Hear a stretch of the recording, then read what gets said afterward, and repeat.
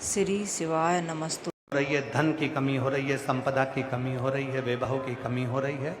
खूब मेहनत करना, कर्म को जागृत करना, परिश्रम पूरा करना, रात दिन एक कर देना।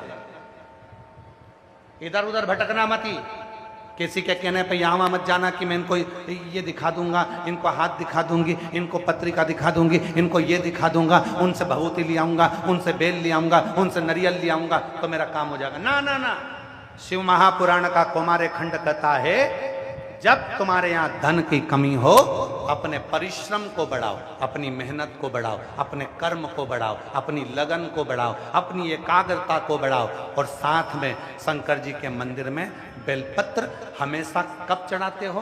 पहले तुम जल चढ़ाते हो, उसके बाद बेलपत्र चढ़ाते हो। पर जब तुम्हें लगने लगे कि मेरे घर में संपदा की कमी हो रही है, धन की कमी हो रही है, धन के पीछे क्लेश हो रहा है, पैसे के पीछे क्लेश हो रहा है, तो उस बेलपत्र को पहले चढ़ाओ और जो घर से जल लेकर आई हो वो बाद में चढ़ाओ। और जब तुम उस जल को बाद में चढ़ाओगी और बाद में चढ़ाने के बाद उस चढ़ी हुई बेलपत्र को अपने घर लेकर आओगी, रखो रात भर, फिर दूसरे दिन उस बेलपत्र को वापस लेकर जाओ, फिर नया बेलपत्र चढ़ाया, पुराना बेलपत्र वहीं छोड़कर आई, फिर नया बेलपत्र चढ़ाया, पुराना बेलपत्र वहीं छोड़कर आई। ये क्रम जो 21 दिन तक लगातार कर लेता है, 22वें दिन वो खुद कह सकता है कि मेरे घर में अब भगवान ने हाथ पकड़ लिया, मेरे घर में संपदा देना प्रारंभ कर। एक बेलपत्र में लक्ष्मी, अपालक्ष्मी, धनलक्ष्मी, 3 लक्ष्मियों का भाव कौमार्य खंड वर्णन करता है कि एक बेलपत्र के पत्र में वो सुख होगा, वो आनंद हो।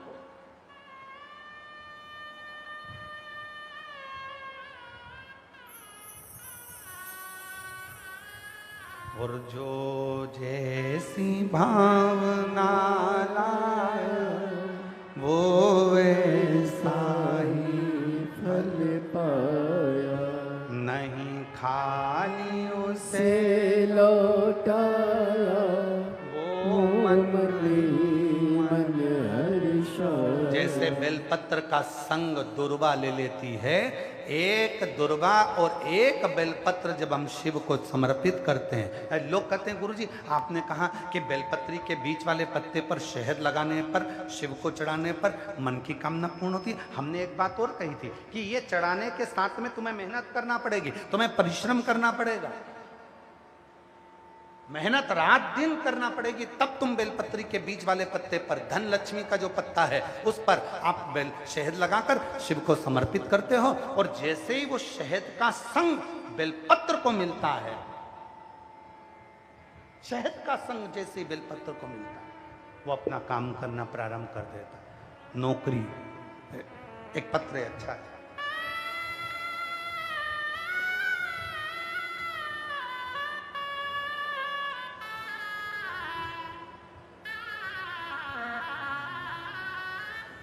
जो जैसी भावना लाया वो वैसा ही फल पाया। देखिए मेरा नाम सविता विश्वकर्मा है, मैं गंगोह सहारनपुर से आई हूँ। कहीं बैठी हों तो हाथ हिला सकती हैं।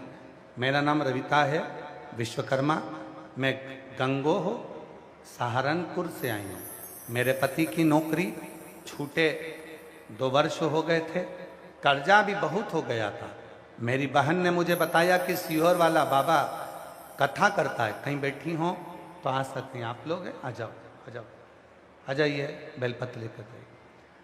मेरी बहन ने मुझे बताया कि सीहोर वाला बाबा कथा करता है, तो कथा को सुन। एलईडी पर पत्र चल रहा है, चल रहा है, तू कथा को सुन। आप लोग पढ़ सकते हैं पत्र को। कथा करता है तो कथा को सुन। श्री शिवाय नमस्तुभ्यम का जप कर। बाबा मेरी बहन सीहोर गई, मेरे लिए कंकर शंकर जी को लेकर आई और मैं कंकर शंकर को जल चढ़ाती, प्रार्थना करती, बाबा तू सबकी झोली भरता है, मेरी भी झोली भर दे। बाबा मैं कभी मंदिर नहीं गई क्योंकि मेरे ससुराल वाले दूसरे पंथ को मानते थे, तो वो मुझे मंदिर जाने से मना करते थे।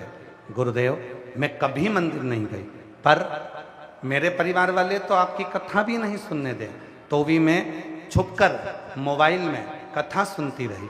और कथा सुनती, एक दिन केवल मैंने अपने पति से कहा कि तुम एक काम करो, सीहोर वाला बाबा कहता है बहुत मेहनत करो और मेहनत के साथ में बेलपत्री के बीच वाली पत्ती पर शहद लगाकर शिव जी को चढ़े जाओ। मेरा पति हंसा, कहने लगा कि तू भी ये बाबाओं के चक्कर में फंस गई, हमारे यहां पर ये सब नहीं होता। मैंने मेरे पति से कहा तुम इतने साल से एग्जाम दे रहे हो, आज तक तुम्हारी सरकारी नौकरी नहीं लगी, तुम एक बार तो करो। वो सीहोर वाला बाबा कहता है जो दिल से मांगोगे वो दिल से देगा। मैंने मोबाइल के सामने बैठकर मांगा है तुम एक बार तो बेलपत्री पर शहद लगाओ। तब मेरे पति ने बेलपत्री पर शहद लगाकर शिव को चढ़ाया। और गुरुदेव बाबा की ऐसी कृपा हुई, 15 साल से नौकरी की तैयारी कर रहे थे मेरे पति, जो नौकरी नहीं मिल रही थी, और बाबा की कृपा से 21 अप्रैल 2025 को मेरे पति की सरकारी नौकरी लग गई। अब मैं बाबा को यहाँ धन्यवाद देने के लिए आई हूँ। अब मेरे पति की सरकारी नौकरी लग गई, मैं बाबा को प्रणाम करने आई। एक बेलपत्र पर एक पत्र और बड़ा सुंदर है,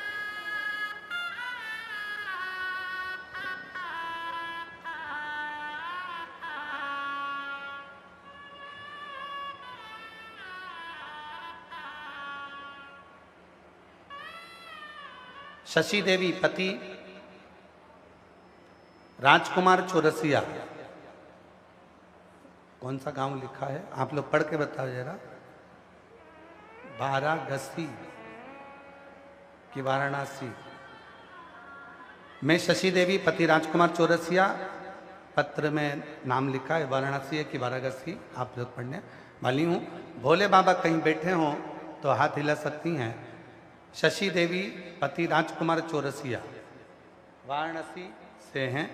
भोले बाबा की कृपा का मैं क्या वर्णन करूं गुरुदेव, छप्पर फाड़ कर देता है बाबा। मेरा बेटा शुभम चौरसिया सरकारी नौकरी की तैयारी बहुत सालों से कर रहा था। बाबा की कृपा ऐसी हो गई कि बेलपत्र का शहद लगाकर जो प्रयोग किया और शिव पर एक लोटे जल का प्रयोग करा, आज मेरे बेटे की सरकारी नौकरी लग गई है। मैं बाबा को यहाँ प्रणाम करने आई हूँ। तीसरा पत्र है, मेरा नाम गायत्री सिंह है, मैं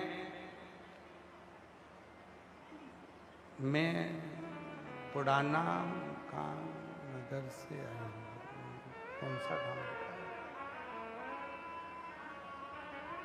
आप लोग पढ़ लो जो भी लिखा है। मेरा नाम गायत्री सिंह है, मैं बुढ़ाना मुका नगर से आई हूँ। मेरा बेटा 2021 से सरकारी नौकरी की तैयारी कर रहा था, पर उसका हो नहीं रहा था। शंकर भगवान की कृपा से 10 साल से वो तैयारी करते करते हार गया, तो भी 1-2 नंबर से रह जाता था। तब मैंने बेटे से शहद और बेलपत्र का उपाय किया था। भगवान भोलेनाथ ने मुझे छप्पर फाड़ कर दे दिया। पहली नौकरी में ही 15 सालों के बाद मेरे बाबा की कृपा से ऐसी कृपा होगी, 10 सालों के बाद मेरी यहाँ नौकरी मेरे बेटे की लगी।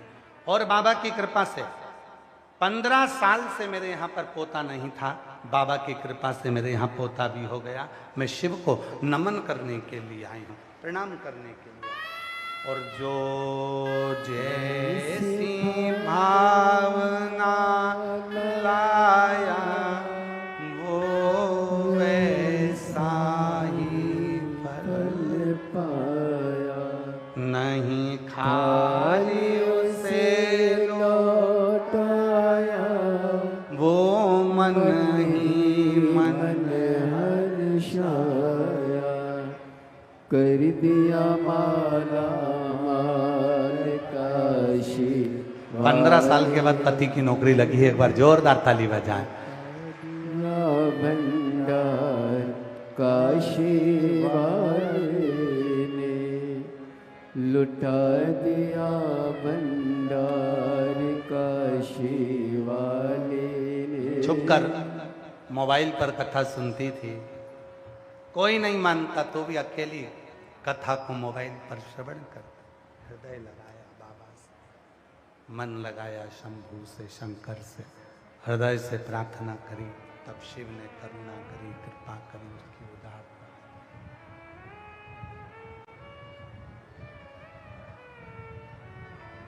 ये शिव है, ये शंकर है, ये उघड़दानी, ये त्रिकालदर्शी, ये कैलाशी, ये अविनाशी। एक बेलपत्र की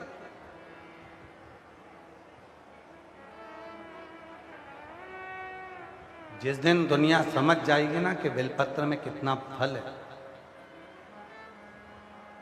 एक बेलपत्र, और में प्रबल है जो दी जाती है, ये साधारण नहीं है।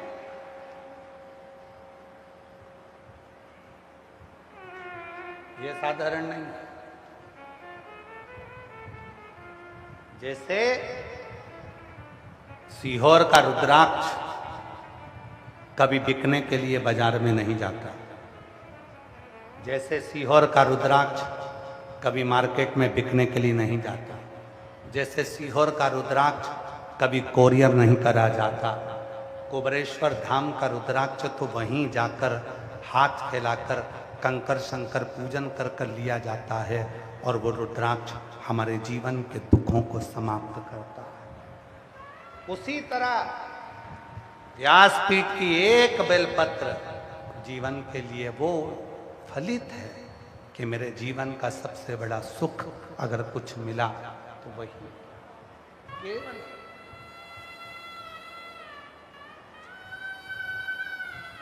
मेरी जीजियों, मेरे जीजाओं, मेरी बेटियों, मेरे बेटाओं, मेरे बुजुर्ग माता पिता, ध्यान रखना, कुछ नहीं है, कुछ नहीं। बहुत मन अशांत है, बहुत अशांत, कहीं मन में डिप्रेशन है, चिंता है, कुछ मत करो, पहुंच जाओ बेलपत्री के वृक्ष के नीचे, एक पार्थिव शिवलिंग का निर्माण करो और श्री शिवाय नमस्तुभ्यम का स्मरण जपो भीतर जी।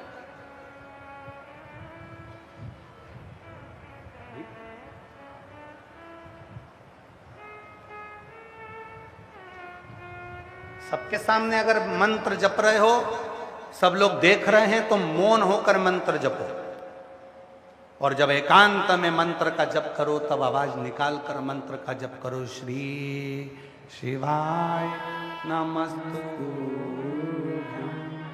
श्री शिवाय नमस्तुभ्यं, श्री शिवाय नमस्तुभ्यं, श्री शिवाय नमस्तुभ्यं। उस मंत्र का उच्चारण करें। ये शरणागति का वो मंत्र है कि जो जीवन में मनुष्य को सुख प्रदान करे।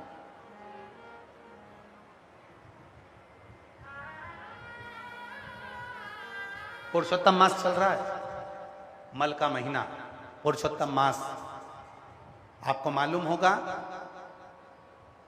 12 महीने में 1 महीना अधिक कर दिया था हिरण्यकशिपु को मारने के लिए।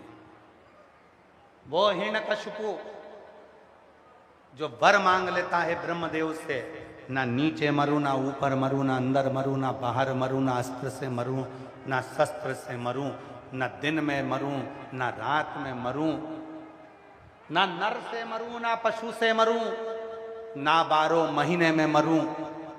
भगवान ने उसको वर दे दिया था तथास्तु।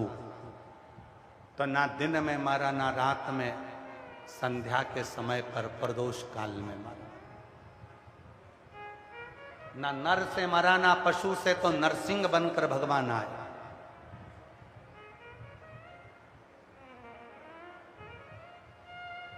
ना अंदर मरा, ना बाहर, तो देहली पर मरा।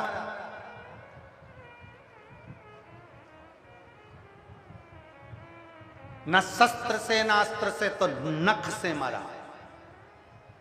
ना 12 महीने में मरूं तो 1 महीना अधिक कर दिया और अधिक मास में मरा, पुरुषोत्तम मास में अधिक मास, एक अधिक कर दिया। और वो अधिक करना वो अधिक करना पुरुषोत्तम मास में उसको एक अधिकता का भाव प्रदान कर दिया।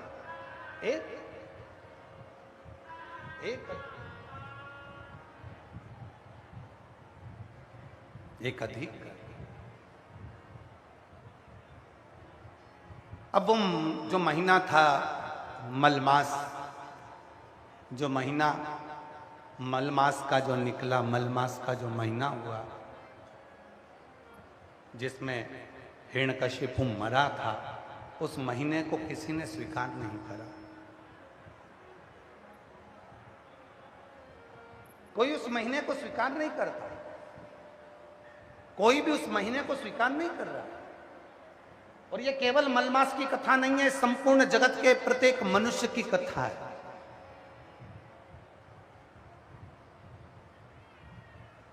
जब तक आपके पास में कुछ भी नहीं होगा ना, कोई स्वीकार नहीं करेगा आपको, कोई नहीं जानता, कोई स्वीकार नहीं करता। उस मलमास को कोई स्वीकार नहीं कर, कोई भी स्वीकार नहीं करा। रोता रहा वो मलमास।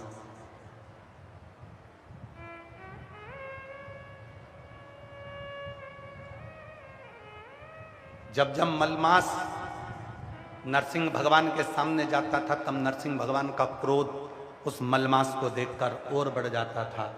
उनको लगता था कि अभी हिरण्यकशिपु जीवित है। उनको यह महसूस होता था कि हिरण्यकशिपु अभी जीवित है।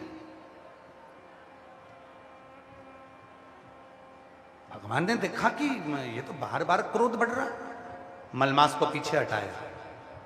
भगवान शंकर के पास देवता गए, हाथ जोड़कर विनय करा, आप इस नरसिंह भगवान के क्रोध को शांत करो। तब भगवान शंकर ने शरम्ब पक्षी का रूप धारण कर लिया। पक्षी का रूप धरकर भगवान शरम्ब पक्षी का रूप रखकर भगवान शंकर उड़ते उड़ते गए और नरसिंह भगवान को पंजे में पकड़कर अलखनंदा नदी में ले जाकर छोड़ दिया। नरसिंह भगवान को अलखनंदा नदी में ले जाकर छोड़ा। उसी नदी में नरसिंह भगवान समाधि में लीन हो गए, क्रोध शांत हो गया। लक्ष्मी जी उनको ले जाने लगी। तब नरसिंह शिला के रूप में अलखनंदा नदी में आज भी नरसिंह भगवान वहां पर विराजित हो गए। आप लोग बद्रीनाथ गए होंगे तो बद्रीनाथ जी के पुल पे से जब बद्रीनाथ मंदिर के लिए जाते हैं तो पुल पे से जहाँ ताप्त कुंड है, गर्म पानी जहाँ आता है, उसी के नीचे जब अलखनंदा नदी में एक बड़ी सी शिला का दर्शन करेंगे तो उस शिला का नाम है नरसिंह शिला। उस नरसिंह शिला के रूप में भगवान विष्णु विराजित। पर वो जो मलमास था वो बड़ा दुखी था, क्योंकि उसको सम्मान नहीं मिल रहा, उसको आदर नहीं मिल रहा।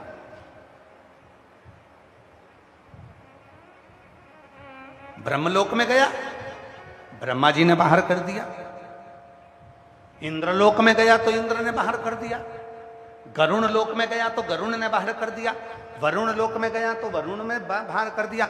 जितने लोक में मलमास जाता था, मलमास जितने लोक में गया, जो 1 महीना अधिक करा था 12 महीने में, वो मलमास बार बार जहां जाता था सब उसे भगा देते थे। तब वो आखिरी बार मन में सोच लिया मलमास ने कि अब आखिरी बार जा रहा हूं भगवान।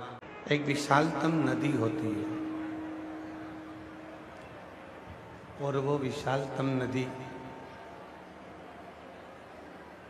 बड़ी विशाल है वो नदी, और उस नदी के बहुत सारे घाट हैं। आवाज नहीं आ रही। उस नदी के बहुत सारे घाट हैं और वो जो उस घाट पर जाता है, कोई पानी पीने के लिए जाता है, कोई स्नान करने के लिए जाता है,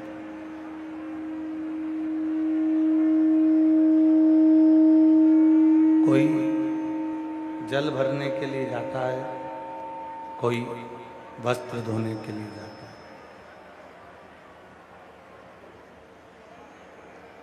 विशाल नदी है और वो नदी का घाट अभी भी नहीं आ रही।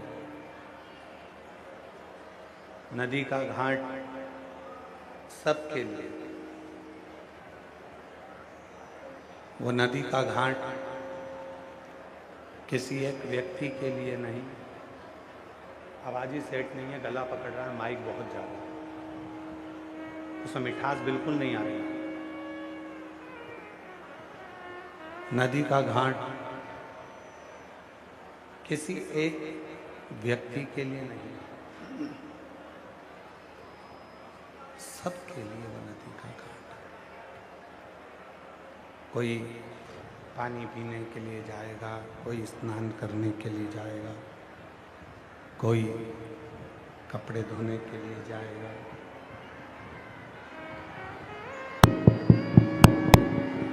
शंभु शंभु शंभु शंभु। उस नदी के घाट पर कोई कपड़े धोने के लिए भी जा रहा है, कोई स्नान करने के लिए भी जा रहा है, कोई पानी पीने के लिए भी जा रहा है, और कोई पानी भरने के लिए भी जा रहा है। अब वो पानी एक ही नदी का पानी है।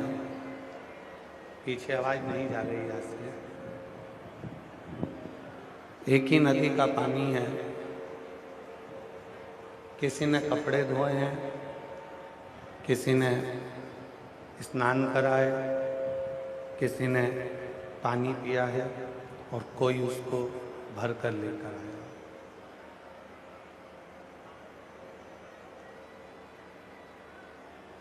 कोई उसको भर कर लेकर आया। उसी तरह वो परमात्मा एक है।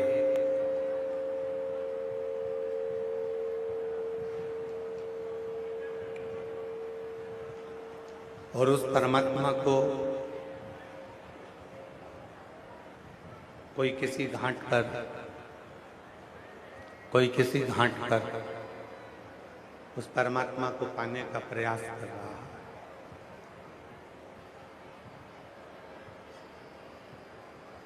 प्रत्येक व्यक्ति, प्रत्येक मनुष्य उस परमात्मा को पाने का प्रयास कर रहा है, पर वो मिले कैसे, उसकी प्राप्ति कैसे हो। शिव महापुराण ने उसको पाने का तरीका बताया। उस परमात्मा को कैसे प्राप्त किया जा सकता है, उस परमात्मा को कैसे प्राप्त कर सकते हैं, शिव महापुराण ने उसका एक तरीका आप और हमको बताया।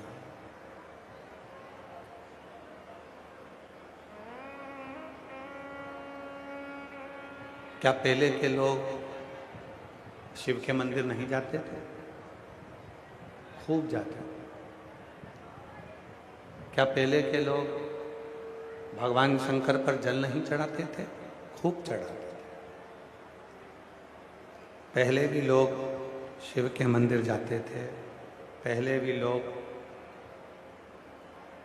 जल चढ़ाते थे, पहले भी लोग भगवान शंकर का भजन करते थे, स्मरण करते थे, कीर्तन करते थे, मंत्र जाप करते थे, नाम जाप करते थे। आवाज पकड़ रहा है, गला बहुत तेज है, साउंड। क्या पहले के लोग मंदिर नहीं जाते? खूब जाते, खूब भजन करते, खूब कीर्तन करते, खूब मंत्र जाप करते, खूब नाम जाप करते। पर आज का व्यक्ति, उसको ये ज्ञात हो गया, आज का व्यक्ति उसको यह मालूम हो गया कि कौन से स्थान पर जल चढ़ाने से, कौन से स्थान पर बेलपत्र चढ़ाने से, कौन से स्थान पर दुर्वा चढ़ाने से, कौन से स्थान पर इस हाथ की हथेली का स्पर्श करने से, कौन से स्थान पर दूध की धार लगाने से, कौन से स्थान पर शिव को जल चढ़ाने से शिव कितनी जल्दी प्रकट हो सकता है, कितनी जल्दी प्राप्त हो सकता है, ये उस व्यक्ति को अब मालूम पड़ने लगा। पूरे शरीर में नस हैं,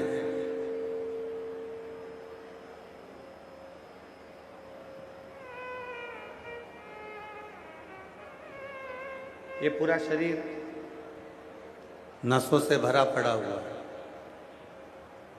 सब नाड़ियां शरीर के अंतर्गत है। पर डॉक्टर जब बोतल चढ़ाता है, डॉक्टर जब कोई इलाज करता है, डॉक्टर जब सुई लगाता है, डॉक्टर जब इंजेक्शन लगाता है, तो कोई नस को ढूंढता है। शरीर में तो ढेर सारी नस हैं,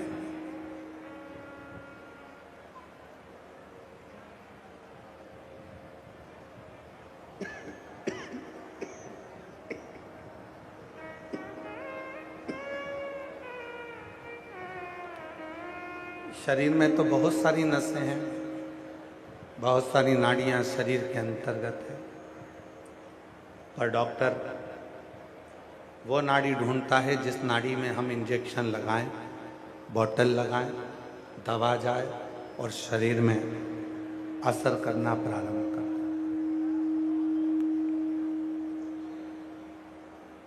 वो दवा जिस नाड़ी में जाएगी, जिस नस में जाएगी, वहां से वो असर करना चाहिए, वो असर करेगा। डॉक्टर वो नाड़ी, वो नस ढूंढने का प्रयास करता है, डॉक्टर वो नस ढूंढता है।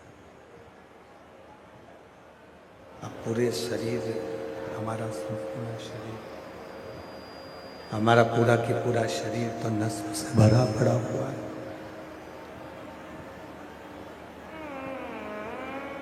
जब हमारा पूरा की पूरा शरीर नसों से भरा पड़ा हुआ है, नाड़ियों से भरा पड़ा है, तो फिर वो नस क्यों ढूंढी जाए? अरे आवाज नहीं जा रही है आशीष, उधर बाहर आवाज नहीं है। नसों को, जब पूरा शरीर हमारा नसों से भरा पड़ा है, जब हमारा पूरा शरीर नाड़ियों से भरा पड़ा है, फिर डॉक्टर को नस ढूंढने की जरूरत क्यों है? इसलिए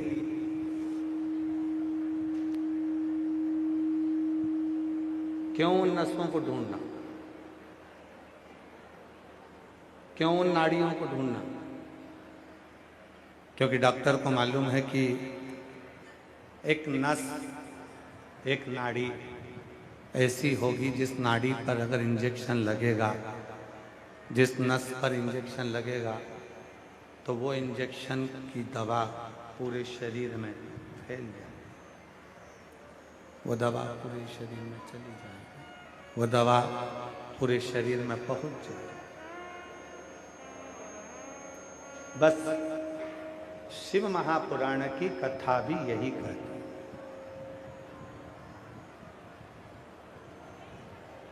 शिव महापुराण ने करा क्या?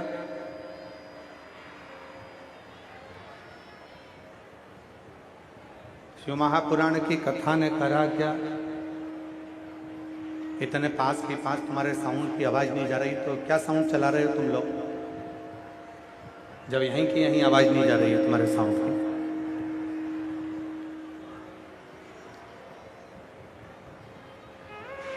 शिव महापुराण भी यही कहती है, भगवान शंकर की कथा भी यही वर्णन करती है कि शिव महापुराण ने व्यक्ति के जीवन में, वेद व्यास जी वर्णन करते हैं, मानव के शरीर में जो तकलीफ है, मानव के शरीर में जो दुख है, मानव के शरीर में जो कष्ट है, कौन से स्थान पर जल चढ़ाकर,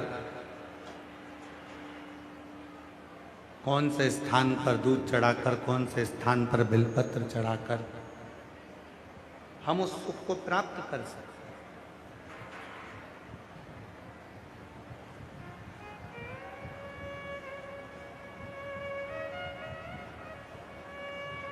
कोई स्थान शिव की शरणागति तक लेकर चले जाता, भगवान शंकर के पास तक लेकर चले जाता। जैसे नस में लगा हुआ इंजेक्शन पूरे शरीर में दवाई को लेकर जाता है, एक शरीर को चलाने के लिए नसें अलग अलग हैं, पर एक इंजेक्शन पूरे शरीर में दवाई को पहुंचा देता। उसी तरह 33 कोटि देवताओं को ढूंढने के लिए अलग अलग नहीं जाता, भगवान को ढूंढने के लिए अलग अलग स्थान पर हमें नहीं जाना।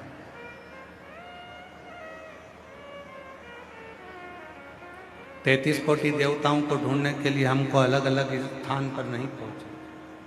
हमको जैसे डॉक्टर एक नस में दवाई डालता है पूरे शरीर में पहुंच जाती है, उसी तरह हमें एक शिवलिंग पर जल चढ़ाना है और वो 33 कोटि देवता तक पहुंच जाता है। 33 कोटि देवता तक पहुंचता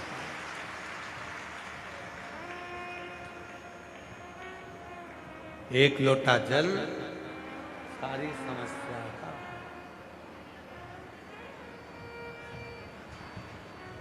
और वो जल जो तुम भगवान शिव को समर्पित कर रहे हो, वो जल जो तुम भगवान शंकर को चढ़ा रहे हो, वो विश्वास का होना चाहिए।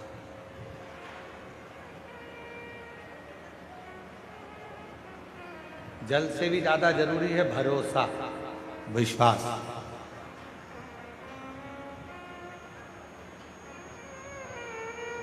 जल से भी ज्यादा दृढ़ होना चाहिए तुम्हारा विश्वास, जल से भी ज्यादा प्रबल होना चाहिए तुम्हारा भरोसा।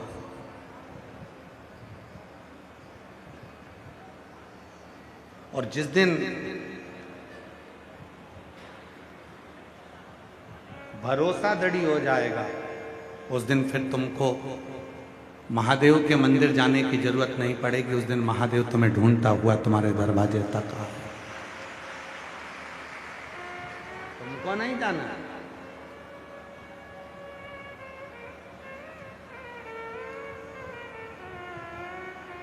हरियाणा के घरोंडा की ये पवित्र अनाज मंडी में जो ये कथा चल रही है, घरोंडा की रहने वाली मेरी जीजियों ने भगवान शंकर की अविरल भक्ति को धारण किया और उनका विश्वास, घरोंडा वासियों का भरोसा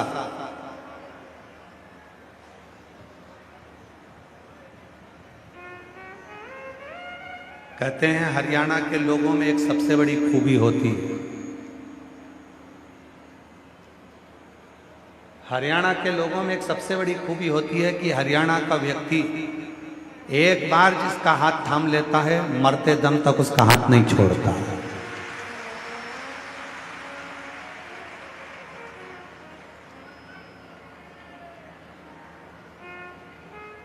मतलब उसके भीतर विश्वास की जागरूकता रहती है,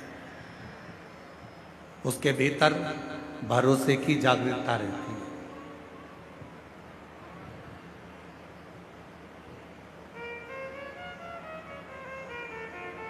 उसके भीतर परमात्मा के समर्पण की जागरूकता रहती है, इसलिए उस भरोसे में, उस विश्वास में वो जीता है, भटकता नहीं है और ना भटकने देता।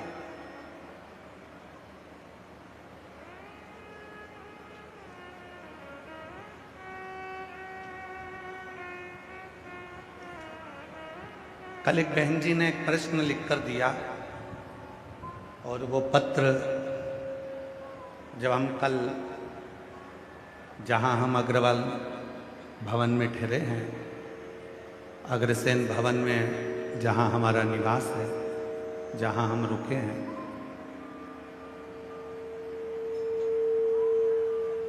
उस अग्रवाल धर्मशाला से, अग्रसेन भवन से जब हम आ रहे थे तो कोई एक बहन ने एक पत्र दिया था।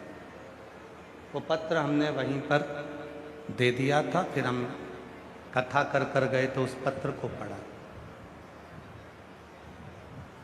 उस पत्र में उस बहन ने लिखा था कि मैंने एक संकल्प लिया है कि मैं 1008 बेलपत्र शिव जी को समर्पित करूंगा।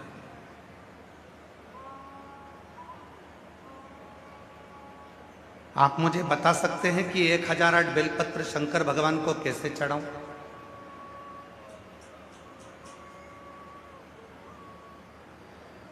उस बहन ने पत्र में लिखा कि हमने संकल्प लिया है कि 1008 बेलपत्र शिव जी को समर्पित करूंगी। क्या आप बता सकते हो कि वो 1008 बेलपत्र शंकर जी को कैसे चढ़ाऊं? थोड़ा सावधानी से सुनना उस बेटी के प्रश्न, उस बहन के प्रश्न।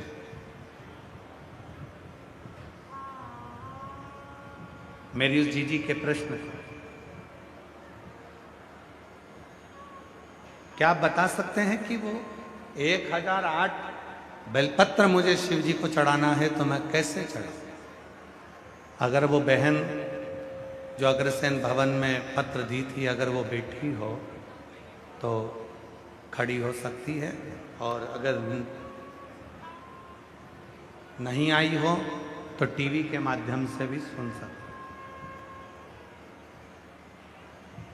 कि वो पत्र में लिखा कि मैं 1008 बेलपत्र शिव जी को चढ़ाना चाहती हूं, उसको कैसे चढ़ाऊं?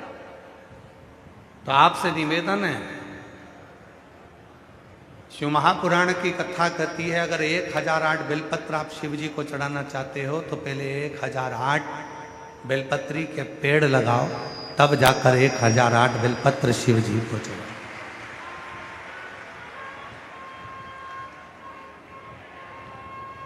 अपना हक ही नहीं है?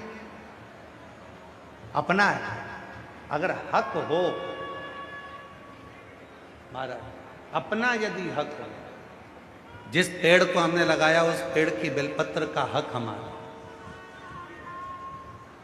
जिस वृक्ष को हमने लगाया उस वृक्ष के फल का हक हमारा, जिस पौधे को लगाया उस पौधे के फूल पर हक हमारा। बेलपत्री के वृक्ष को लगाया,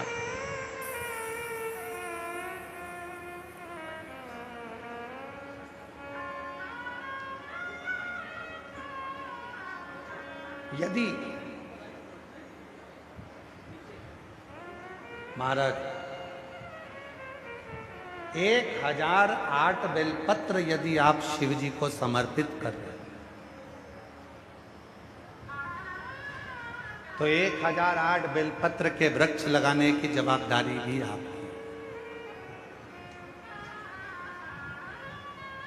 हो सकता है आपको हमारी बात का बुरा लग जाए, हो सकता है हमारी बात का आपको बुरा लग जाए, पर जिस पौधे को लगाया उस पौधे के फूल पर हक अपना होता है, जिस वृक्ष को लगाया उस वृक्ष के फल पर हक अपना होता है, और जिस बेलपत्र के वृक्ष को लगाया उस बेलपत्र के वृक्ष की पत्तियों पर भी हक अपना होता है। फिर आप तोड़कर उसे शिव को समर्पित कर सकते।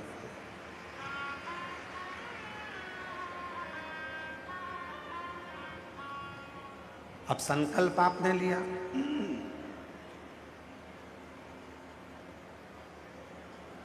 कि 1008 बेलपत्र तोड़कर मैं चढ़ाऊंगी। संकल्प आपने लिया। गला पकड़ रहा है भाई मेरे। संकल्प आपने लिया है कि 1008 बेलपत्र, यह माइक अच्छा है कि ये सही है? 1008 बेलपत्र तोड़कर मैं शिव जी को चढ़ाऊंगी, समर्पित करूंगी। अब संकल्प आपने लिया है तो वृक्ष वो होना चाहिए जिस वृक्ष को आपने रोपित किया। जिस वृक्ष को आपने लगाया,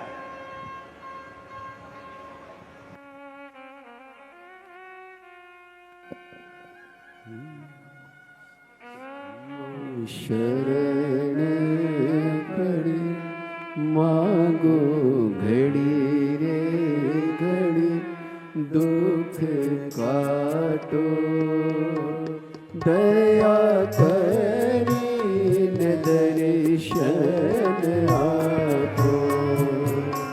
शंभो शरण पड़ी मांगो घड़ी रे घड़ी, दुख काटो दया करीन दर्शन आपो। आप वृक्ष लगाओ।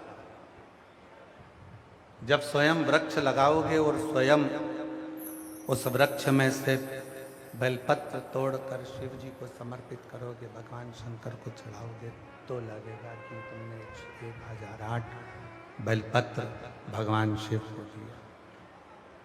स्वयं वृक्ष लगाओ।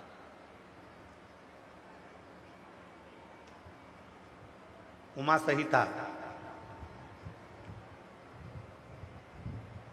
उमा संहिता को अगर बन सके, आप सुन रहे हो, ठीक है, और यदि बन सके तो आप गीता प्रेस गोरखपुर की शिव महापुराण लेकर आओ और उसको पढ़ो, उसकी उमा संहिता को पढ़िए। बहुत ध्यान लगाकर सुनिएगा मेरी जीजियों, पुरुषोत्तम मास की कथा चल रही है। एक एक शब्द आपके लिए बहुत सुख देने वाला है, आनंद देने वाला है। एक एक शब्द उमा संहिता को पढ़िए। जब गीता प्रेस गोरखपुर के शिवपुराण को लाकर आप उमा संहिता को पढ़ेंगे, तो उस उमा संहिता में आप अध्ययन करेंगे, और वो अध्ययन करने के बाद आप अपने भीतर उतारिएगा। मान लो आपने 1.25 लाख बेलपत्र चढ़ाने का संकल्प कर लिया, मान लो आपने 1008 बेलपत्र चढ़ाने का संकल्प कर लिया, मान लो 108 बेलपत्र चढ़ाने का संकल्प कर लिया, और तुम्हारे पास में तुम्हारा लगाया गया वृक्ष नहीं है और तुम्हें इतनी बेलपत्र चढ़ाना है, तो फिर करोगे क्या? बेलपत्र का पेड़ लगने में तो टाइम लगेगा, तो इतनी बेलपत्र चढ़ाओगे कैसे? तो फिर उमा संहिता ने कहा, उमा संहिता में वर्णन आता है, एक बार माता पार्वती जी ने भगवान शंकर को प्राप्त करने के लिए 1.25 करोड़ बेलपत्र के पत्र शिव को समर्पित करने का संकल्प ले लिया। उनकी सखियां बेलपत्र के पत्र तोड़कर लाती हैं, तो भी वो 1.25 करोड़ नहीं हो पाते। तब माता पार्वती जी को लगा कि मेरा संकल्प अधूरा रह जाएगा। तब माता पार्वती जी तुमरुका जी के पास गई और तुमरुका जी से पूछा, तुमरुका जी बताओ, 1.25 करोड़ बेलपत्र चढ़ाना है शिव को प्रसन्न करने के लिए, मैं क्या करूं? तुमरुका जी ने कहा, मां, एक बेलपत्र लेकर आओ, उस बेलपत्र को सूखने के बाद उसका चूरा बनाओ, जितना बारीक चूरा हो सके उतना बारीक कर लो, और उस चूरे को शिव जी पे समर्पित कर दो। वो 1.25 करोड़ बेलपत्र के सुख के बराबर सुख प्रदान कर। एक बेलपत्र के पत्र में भी वो फल है, वो लाभ है जो 1.25 करोड़ बेलपत्र के बराबर सुख हमको प्रदान कर दे। एक बेलपत्र।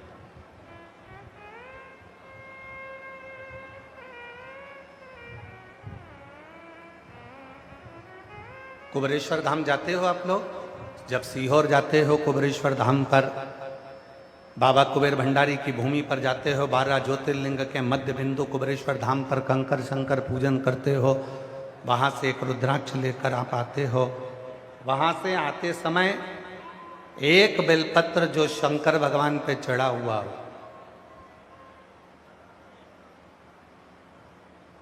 कंकर शंकर शिला पर चढ़ाओ, शिवलिंग पे चढ़ाओ, या कहीं कंकर की पूजन हुई हो वहां पर भी अगर कोई चढ़ा हुआ बेलपत्र तुम्हें मिल जाए, उसको लेकर आ जाओ और उस बेलपत्र को सुखा कर रख लो।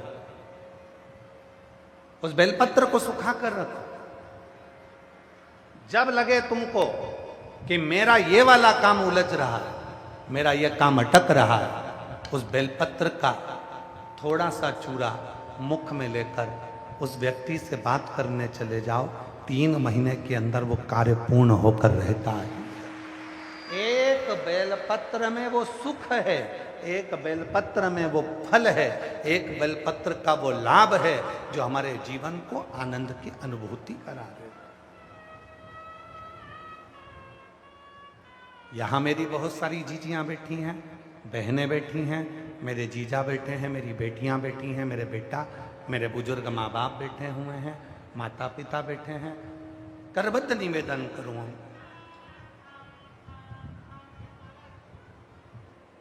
1.25 लाख बेलपत्र चढ़ाना है, 108 बेलपत्र चढ़ाना है, 1008 बेलपत्र चढ़ाना है, 1.25 करोड़ बेलपत्र चढ़ाना है। एक बेलपत्री के पत्र को सुखाकर बारीक से बारीक, बारीक से बारीक, बारीक से बारीक जब बिल्कुल महीन हो जाए, उसको जब समर्पित किया जाता है तो उसके कण कण की गिनती से भी करोड़ों हजारों बेलपत्र के पत्र चढ़ाने का फल प्राप्त हो जाता है। महीन से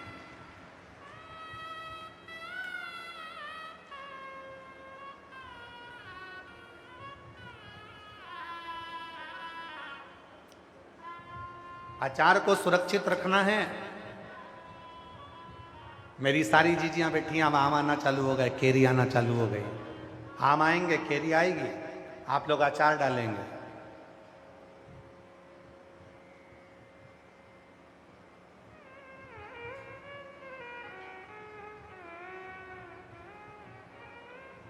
जिस दिन हम आए थे उस दिन हमारे एक दिल्ली वाले गोयल जी और बंसल जी तो यहाँ बैठे हैं। दिल्ली वाले गोयल जी, बंसल जी दोनों थोड़ा थोड़ा अचार का डब्बा बांध कर लाए। कहा गुरुजी नया डाला है। तो हमने पूछा क्यों भाई इतना अचार लाए हो, इस अचार में फाँक तो बहुत कम है और तेल ज़्यादा है। तो वो गोयल जी की धर्म पत्नी बोली, ये जितना तेल में डूबा रहता है उतना सुरक्षित रहता है। हमने कहा वाह, कितनी सुंदर बात कही। अचार तेल में डूबा रहेगा, सुरक्षित रहेगा। मुरब्बा चाशनी में डूबा रहेगा, सुरक्षित रहेगा। और संसार का मनुष्य शिव कथा में डूबा रहेगा तो सुरक्षित रहेगा। जो भगवान की भक्ति में डूबा है। हम ये कभी नहीं बोले कि आप शंकर की शरणागति, हम कहते हैं तुम राम को भजते हो तो राम को भजो, आप कृष्ण को भजते हो तो कृष्ण को भजो, आप शिव को भजते हो तो शिव को भजो, आप जगत जननी दुर्गा भवानी को भजते हो तो जगत जननी दुर्गा भवानी को भजो। आप जो आराधना, जो साधना आप दिल से करते हो, आपकी जो मर्जी हो वो भजो। पर उसमें डूब जाना, उसमें जितने डूबते चले जाओगे उतने सुरक्षित होते चले जाओगे, उतने सुरक्षित। डूबना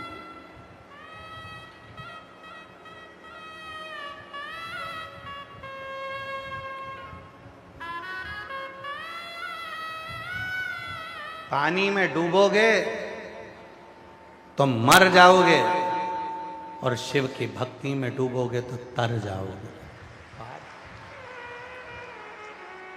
पानी में डूबने वाला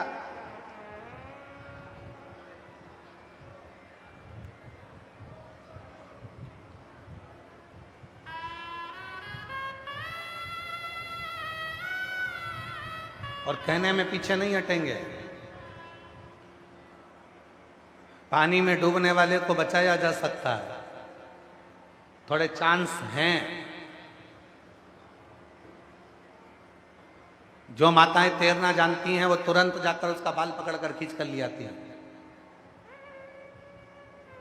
जो पुरुष तैरना जानते हैं वो दौड़ कर जाते हैं, कूद कर और उसको खींच कर ले आते हैं। पानी में डूबने वाले को बचने के चांस हैं, पर जो दारू की प्याली में डूबता है उसके बचने के चांस कभी नहीं होते।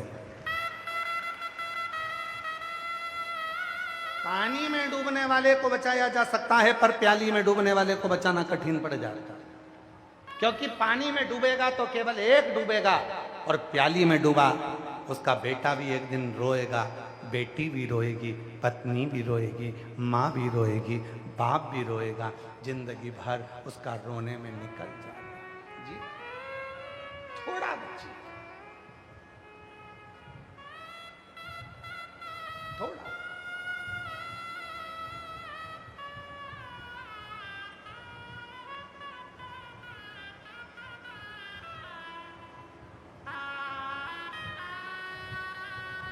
स्मरण करिए, भगवान शंकर को बेलपत्र चढ़ाकर ये विचार करिए कि ये बेलपत्र मैंने अपने विश्वास से दिए। कितने पत्ते होते हैं बेलपत्र में?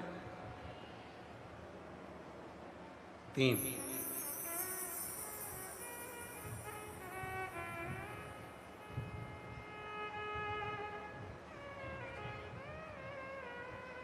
कितनी लक्ष्मी होती है? अष्टलक्ष्मी।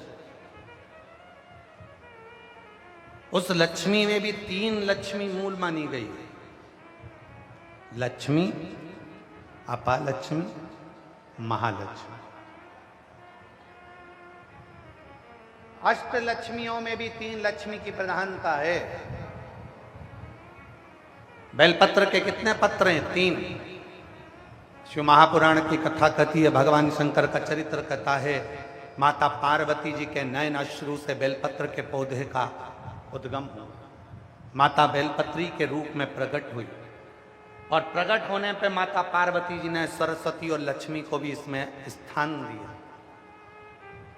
लक्ष्मी को बेलपत्र का स्वरूप, सरस्वती को तने का स्वरूप, और मां वृक्ष का स्वरूप हो।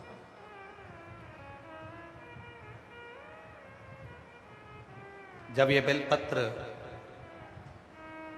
शिव जी की साक्षी में माता पार्वती जी के सम्मुख में आया, तब मां जगत जननी पार्वती जी ने कहा कि ये लक्ष्मी। उसी समय पर भगवान शंकर ने इस बेलपत्र के एक पत्ते को 3 पत्र कर दिया।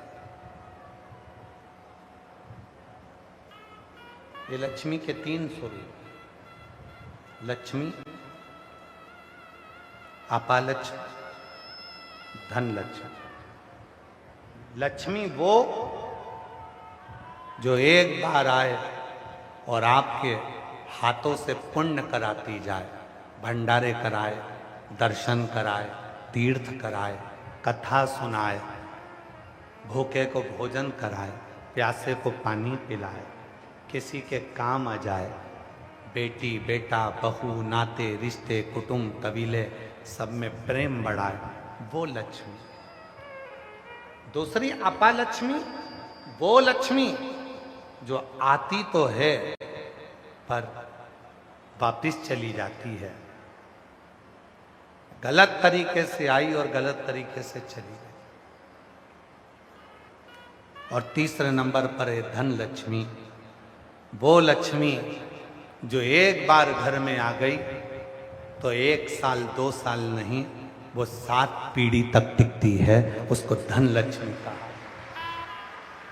धन लक्ष्मी। लोग कहते हैं गुरु जी एक बेलपत्र चढ़ाने से कितना फल मिलता है? शिव महापुराण की कथा में कुमार खंड के अंतर्गत, शिव महापुराण की कथा में कुमार खंड में लिखा, एक बेलपत्र का मात्र स्पर्श कर लेने पर, मात्र स्पर्श कर लेने पर 3 लक्ष्मियां हमारे ऊपर कृपा करना प्रारंभ कर दे।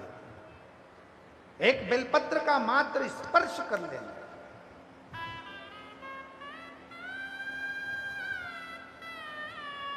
का बीमारी में साथ देना यह तुम्हारी जवाबदारी है। थोड़ा सा हम अपनी शिव महापुराण की कथा में कहते हैं 1 रुपए का दान मत दो। आप कहीं पर भी कहीं मत दो 1 रुपए का दान। कहीं अठन्नी देने की जरूरत नहीं है, वो पैसा तुम्हारा है, तुम्हारी जेब में रखो।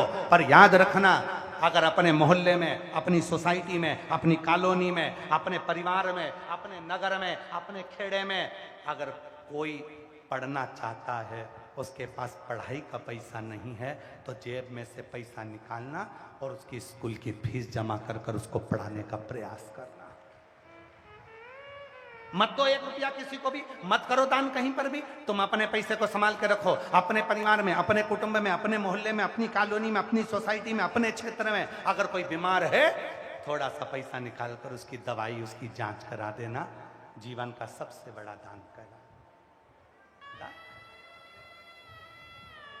आइए कभी सीहोर, पूरे धरोंडा वासियों को हमारी ओर से निमंत्रण है, कभी सीहोर आओ, आकर देखो। जो तुम झोली में दान देते हो बिठले सेवा समिति को या बिठले सेवा समिति के कार्यालय पर अगर 1 रुपया भी जमा करते हो तो आकर देखना, आकर देखिए।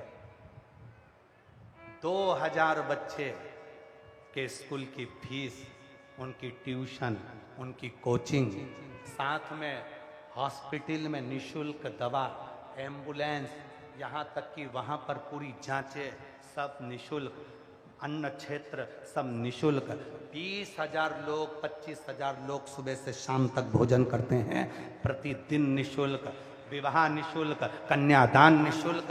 कभी आकर दर्शन करिएगा तो आपको लगेगा कि हमारा दान किया हुआ कहाँ लगा। मत करो 1 रुपया दान, अपनी जेब में रखो, पर अपने परिवार में, अपनी कॉलोनी में, अपनी सोसाइटी में, अपने मोहल्ले में, अपने खेड़े में, अपने गांव में, अपने अड़ोसी पड़ोसी को भी देखो। अगर कोई बच्चा पढ़ना चाहता है, कोई बच्चा एजुकेशन करना चाहता है, अपने बच्चे को तो पढ़ा ही रहे हो, साथ में उस बच्चे को भी पढ़ाओ, उसकी भी एजुकेशन कराओ, उसको भी पढ़ाओ। बेटियों को हम फिर निवेदन करेंगे, कई लोगों के मन में आता है बेटे को पढ़ाना है, बेटी को नहीं पढ़ाना है, पर निवेदन है आप सबसे कि अपनी कैपेसिटी से ज़्यादा अपनी बेटी को पढ़ाने का प्रयास करना, एक दिन वो भी नाम रोशन करेगी तुम्हारा। पढ़ाओ उसको, उच्च शिक्षा की जरूरत है उसको, एजुकेशन की जरूरत है उसको, धन की मुंह। ए मलमास, शेषनाग ने कहा कि तुझे कोई पूछता नहीं, क्यों पूछे, क्यों चिंता करता।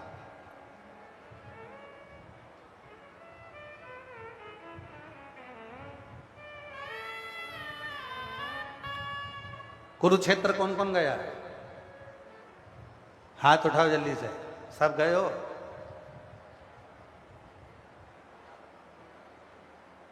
क्या सिखाती है कुरुक्षेत्र की लड़ाई? आप लोगों ने गीता बहुत श्रवण करी है, श्रीमद् भागवत कथा भी बहुत श्रवण करी है, बहुत बड़े बड़े विद्वान जन आपको कथा श्रवण कराए होंगे। क्या सीखे गीता जी से? क्या सीखे श्रीमद् भागवत से? क्या सीखे महाभारत से? कुरुक्षेत्र की वो लड़ाई, कौरव और पांडवों की वो लड़ाई क्या सिखाती है? कौरवों और पांडवों की लड़ाई केवल एक ही चीज सिखाती है कि जिसके पक्ष में भगवान होते हैं उसकी कभी हार नहीं होती है।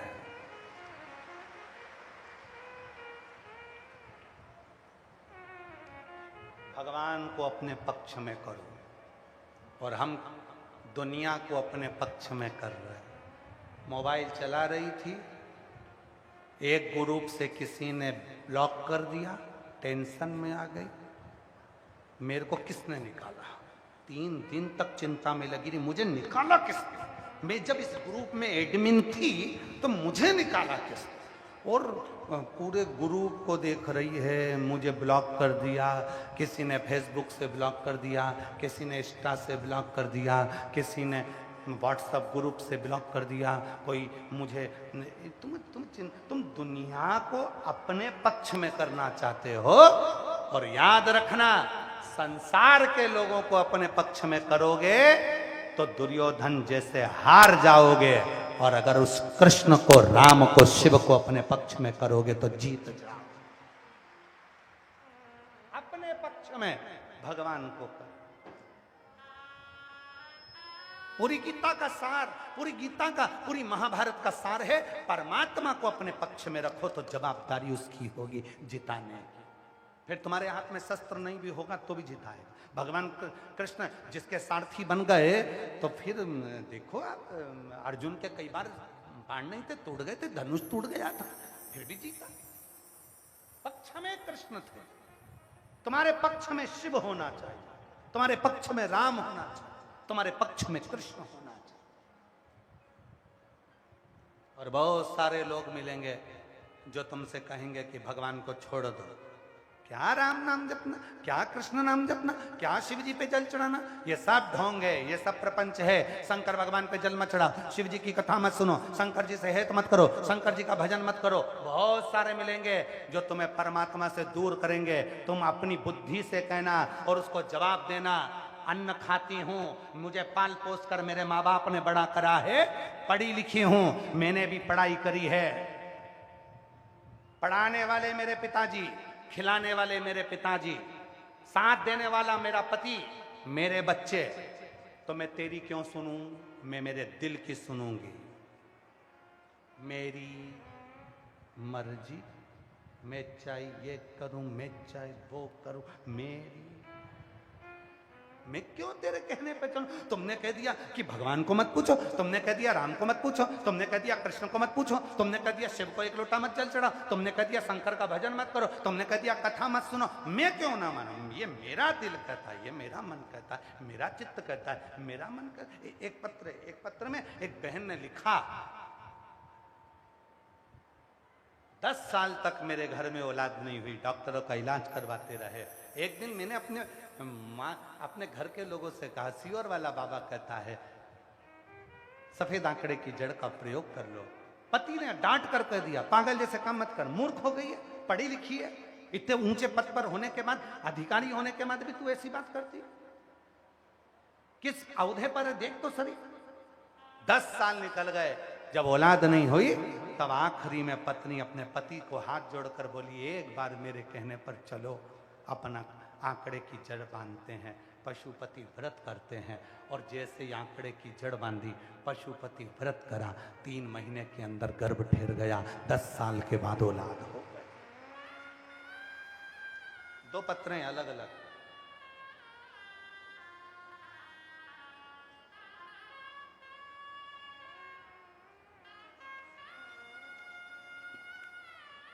एक पत्र तो, मेरा नाम विमलेश विवाह है, मैं उत्तर प्रदेश जिला सहारनपुर की रहने वाली हूँ। मेरे पति का नाम विशाल वर्मा है। मैं 15 साल के बाद महादेव की कृपा से माँ बनी हूँ। मैं हार चुकी थी, पत्र को आप लोग पढ़ेंगे, मैं हार चुकी थी, सब कुछ करके सभी डॉक्टरों ने मना कर दी थी कि मेरा माँ बनना मुश्किल है। फिर किसी ने मुझे बताया कि पशुपति व्रत करो, तब मैं ज़्यादा विश्वास नहीं करती थी। मैंने व्रत तो किए पर मेरा मन नहीं मन था। जब मैंने पहला व्रत किया, शाम को मंदिर में दिए लगाए तो मेरा 3 दिए बुझ गए। 3 दिए बुझ गए, वो मैं मंदिर से निकली तो पंडित जी ने आवाज़ लगाई, आपने दिए जलाओ। फिर से तब बुझे हुए दिए को मैंने फिर जलाया। वापिस मुझे लगा कि मेरा व्रत कुछ गड़बड़ है। सियोर वाला बाबा कहता है कि विश्वास के साथ करना तो देगा। मैंने वो व्रत तो जैसे तैसे करे। दूसरी बार हम पति पत्नी ने पूर्ण भरोसे के साथ व्रत किया और बाबा की ऐसी कृपा हुई, 15 साल के बाद गुरुदेव, 15 साल के बाद मेरे बाबा ने मेरे घर में पुत्र दे दिया। ये शिव की कृपा है। एक पत्र और है, कहीं बैठी हो तो आ सकती है, अगर कहीं बैठी हो।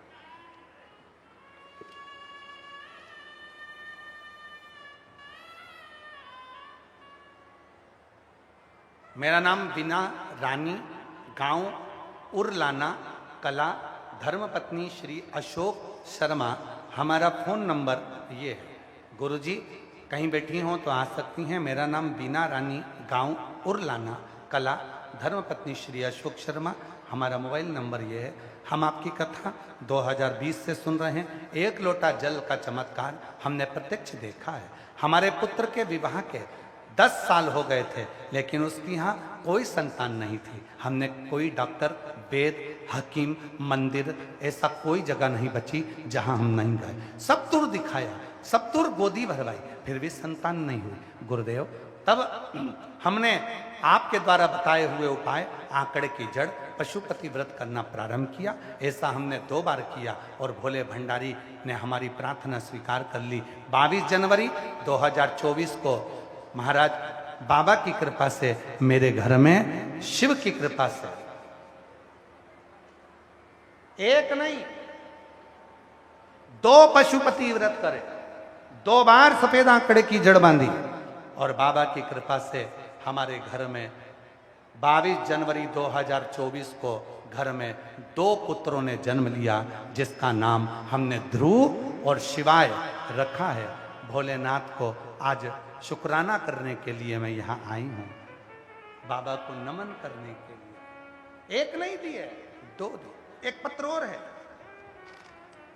मेरा नाम रेणु भाटिया है, मैं दिल्ली की रहने वाली हूँ। मेरा मोबाइल नंबर ये है। बाबा की कृपा का क्या बखान करूं, उसकी असीम कृपा तो हमेशा हमारे परिवार पर है। गुरुदेव, मेरे बड़े सुपुत्र और पुत्र वधू के यहाँ कई वर्षों तक औलाद नहीं हुई। हिम्मत हार चुके थे। डॉक्टर ने भी कह दिया था कि कोई नस चोक होने के कारण इसको माँ का सुख नहीं प्राप्त होगा। जब हिम्मत हारे तब मैंने अपने बेटे बहू को सियोर भेज दिया। वहां कंकर शंकर की पूजन कराई, रुद्राक्ष लेकर आए। एक कंकर जो लेकर आए थे उसी पर जल चढ़ाकर मेरी बहू ने पीना प्रारंभ करा और बाबा की ऐसी कृपा हुई। 2 बार पशुपति व्रत करे, 2 बार सफेद आंकड़े की जड़ बांधी, 2 बार सियोर होकर आ गई और बाबा की कृपा से 24 जून 2025 को मेरे घर में जुड़वा 2 बच्चों ने जन्म लिया। मैं बाबा को यहाँ प्रणाम करने के लिए आई हूँ। दोनों बच्चों का फोटो लगा रही हूँ, दोनों बच्चों का फोटो लगा। और जो जैसी वो ऐसा ही फल पाया, नहीं खाली से लौटाया, वो मन ही मन हर्षाया, और कर दिया माला माल काशी वाले ने, लुटा दिया भंडार काशी वाले ने, लुटा दिया भंडार काशी वाले ने, लुटा दिया भंडार काशी वाले ने, ओ कर दिया माला माल काशी वाले ने, लुटा दिया भंडार काशी वाले ने। किस भावना से आए हो? आपके मन में क्या चल रहा है, क्या विचार चल रहा है? सती माता भी कथा श्रवण करने के लिए गई थी कुंभज ऋषि के यहाँ भगवान शिव के साथ, और कुंभज बाबा कथा कर रहे थे। सती मैया के मन में आ गया मेरी तो शादी हुई है और विवाह हुआ, पति को तो घुमाने के लिए कोई अच्छे स्थान पर ले जाना चाहिए। आजकल के पति पत्नियों को घुमाने के लिए गोवा लेकर जाते हैं, हिल स्टेशन लेकर जाते हैं, हिमाचल आदि लेकर जाते हैं, और मेरे पति मुझे घुमाने के लिए शादी के बाद लेकर आए तो कथा सुनाने बिठा दिया। और कुंभज बाबा कथा कर रहे थे, सती के मन में आया शादी के बाद में कथा सुनने बैठी, इससे तो अच्छा है कि मेरा जीवन जलकर भस्म हो जाए। कुंभज ऋषि मौन हो गए, चुप हो गए, स्तुब्ध हो गए। कथा पूरी हो गई। शिवजी ने पूछा क्या बात है कुंभज ऋषि, आप चुप हो गए हो कथा कहते कहते बीच ही, क्या हुआ? कुंभज ऋषि ने कहा, शिव महापुराण की कथा जब होती है और इसको जो सुनता है उसके मन के अंदर जो बात आती है वो पूरी होती है। पूरी होती है? हाँ, तो अच्छी बात है। शंकर भगवान कहने लगे, मैं कथा सुन रहा था मैं जो मांगूंगा वो मुझे मिलेगा? बिल्कुल। तो जो मैं मांगूंगा वो मिलेगा? बिल्कुल मिलेगा। तो कुंभज ऋषि से कहा, बताओ मैंने क्या मांगा, आप बता सकते हो? कुंभज ऋषि ने कहा, मैं आपके मन की जानता हूं, आपने राम जी का दर्शन मांगा है। आप जब जाओगे यहां से तब राम जी का दर्शन हो जाएगा। तो फिर तुम चुप क्यों हुए, मौन क्यों हुए? कुंभज ऋषि ने कहा, तुमने तो राम का दर्शन मांगा था, पर सती माता ने मन में सोचा मेरे पति मुझे यहाँ कथा सुनाने लिया, इससे तो मैं जलकर राख हो जाऊं तो अच्छा। शिव जी कहने लगे, शिव पुराण सुनते समय जो मन में आता है वो तो होकर ही रहता है, उसे कोई नहीं रोक सकता। अब तो सती को जलकर भस्म होना ही पड़ेगा। और अपने पिता दक्ष प्रजापति की यहाँ सती माता गई, पिता का अपमान पिता ने जो करा, सती माता यज्ञ के कुंड में जलकर भस्म हुई और शंकर जी को राम का दर्शन हुआ। इसीलिए शिव पुराण की कथा कहती है, जब सुनने बैठो अपने लिए कहना, बाबा मेरे दुख हरना, मेरे कष्ट हरना, मेरी बीमारी दूर करना, मेरी झोली खुशियों से भरना, मेरा भोला बाबा। किसी स्त्री की गोद खाली मत रखना और किसी पुरुष की जेब खाली मत रखना, ऐसी करुणा मेरा भोलेनाथ करना। उससे हमेशा कथा के अंदर बैठकर अच्छा मांगो, अच्छा कहो, अच्छा बोलो, अच्छा विचारो, अच्छा भाव रखो, दूसरे के प्रति ईर्ष्या का भाव मत रखो।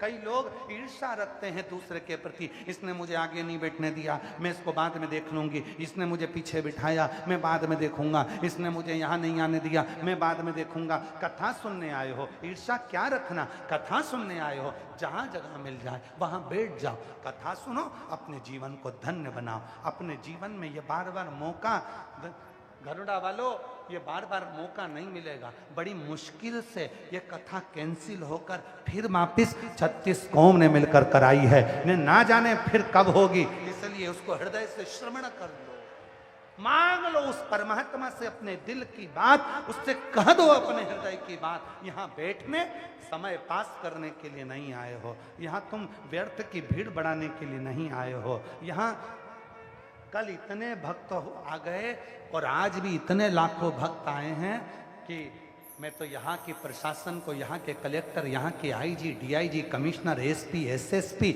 यहाँ का विद्युत विभाग, यहाँ का चिकित्सा विभाग, यहाँ के सारे विभागों को, पीडब्ल्यूडी विभाग, यहाँ के सारे विभागों को धन्यवाद देता हूँ। यहाँ के टीआई, यहाँ के पुलिस कांस्टेबल, एक एक को धन्यवाद देता हूँ, जिन्होंने कल इतनी भीड़ को और आज भी जो लाखों की भीड़ आई है, इसको संभालने के लिए मुस्तैदी रखी है। एक बार पूरी प्रशासन को जोरदार ताली बजाकर साधुता दी। कठिन है कथा को संभालना, भागवत कथा संभालना सरल है, राम कथा संभालना सरल है, पर शिव महापुराण की कथा को संभालना कठिन है। क्योंकि कथा सुनने के लिए यहाँ सब शंकर के गण आते हैं। किसकी बुद्धि कैसी, किसके विचार कैसे, किसकी सोच कैसी, कितनी संख्या में आएंगे, कोई भरोसा नहीं है। लोग सोचते हैं पहले दिन तो पब्लिक कम आएगी, दूसरे दिन थोड़ी बढ़ेगी, तीसरे दिन बढ़ेगी, चौथे दिन बढ़ेगी। अब इनको क्या बताएं कि पहले दिन ही छक्का लगा दिया है। बताओ तो बताओ क्या?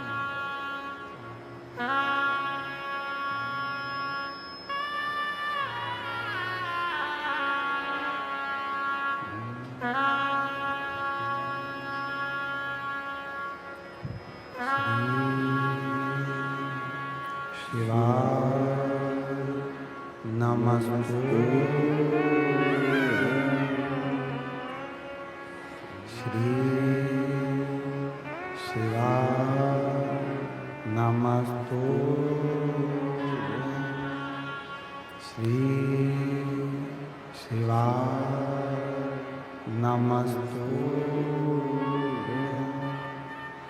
श्री शिवाय नमस्तुभ्यं श्री शिवाय नमस्तुभ्यं भोला सब दुख काटो ओ भोला सब दुख काटो शिव शंकर जपो तेरी माला भोले बाबा जपो तेरी भोला सब दुख काटो ओ भोला सब दुख काटो वेश है मंगल मंगलकारी वेश है मंगल मंगलकारी शमशान वासी हमारा शमशान वासी ओ भोला सब दुख काटो ओ भोला सब दुख काटो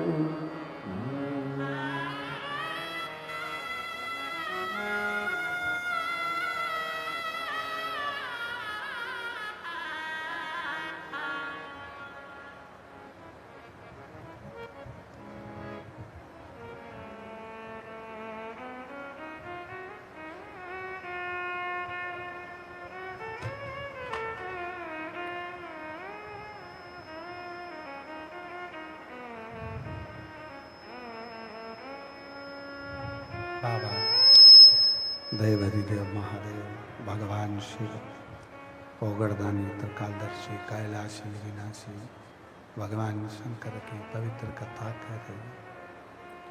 शिव महापुराण की कथा वर्णन कर रही है, शिव तत्व कह रहा। मानव की देह मनुष्य का शरीर और ये मानव की देह मानव का शरीर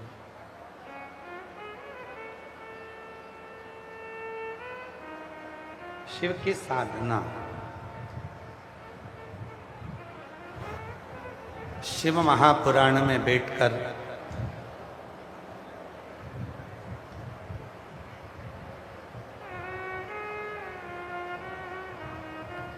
जो हमारे मन में आपके मन में जो विचार आता है वो शिव पूरा करते हैं। शिव जी के मन में विचार आया, राम जी के दर्शन कर शिव जी ने भगवान कथा पूर्ण कर दी। सती के मन में विचार आया ये शरीर छोड़ने का, शरीर छोड़। यहां बैठकर आपके मन में कोई गलत विचार नहीं आना चाहिए, कौन क्या करा, कोई क्या नहीं करा, कौन बोला क्या ना बोला, अपने को कोई मतलब। आग लगे बस्ती में, आवाज नहीं आई, जम के बोलो, आग लगे बस्ती में क्या किसको रोइए, अपने को मतलब नहीं होना चाहिए कि हुआ क्या।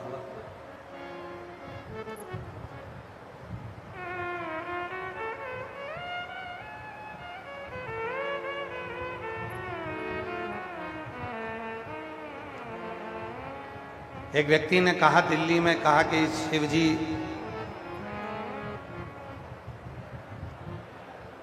भांग के नशे में रहते हैं।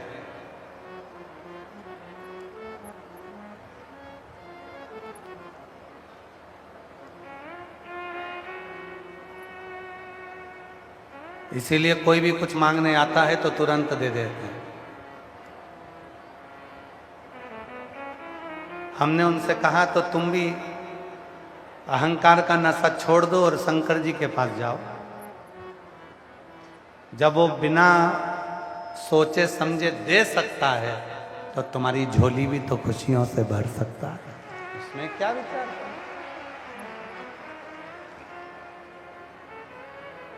और मांगा है भोलेनाथ से वरदान। आवाज नहीं आई है मेरी बहनों।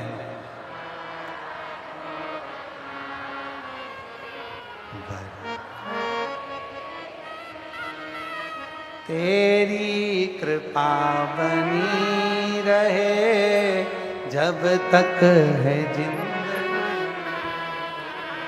तेरी कृपा बनी रहे जब तक है जिंदगी। मांगा है भोलेनाथ से वरदान है, मांगा है भोलेनाथ से वरदान। शिव से हम केवल एक वर मांगे, तेरी कृपा, तेरी करुणा, तेरी उदारता। मलमास रो रहा है। शेषनाग जी ने कहा मेरे भाई वासुकी नाग के साथ भी यही हुआ। आज की दुनिया है ही ऐसे, आपका उपयोग कर लेती, आपको लात मार देती। वावारी दुनिया, मतलब की दुनिया में किसी का कोई नहीं। धन के साथी हजारों हैं, जब धन ही नहीं तो कोई नहीं।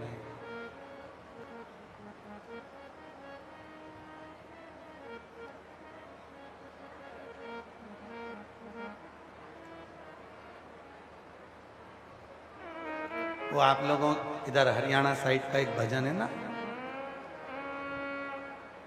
तू चाहे जिन्ना दुख दे ले, दुख देने की आदत पड़ेगी।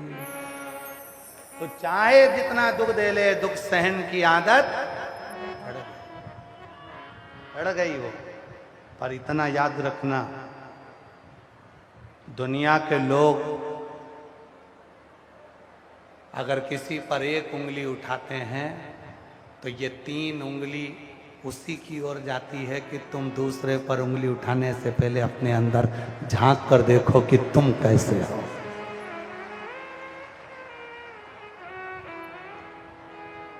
तुम अपने भीतर झांक कर देखो कि तुम कैसे हो।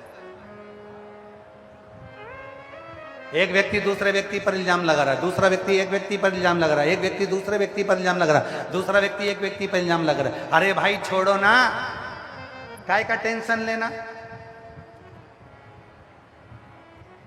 काय को चिंता करना। ये कितने अनाज के व्यापारी बैठे हैं यहाँ घरोंडा मंडी में। घरोंडा मंडी के जितने अनाज व्यापारी बैठे हैं, जरा हाथ तो उठाओ जरा तुम सब। ये सब व्यापारी बैठे हैं अनाज मंडी के, एक बार इनके लिए जोरदार ताली बजाओ। साधुता है आप सब।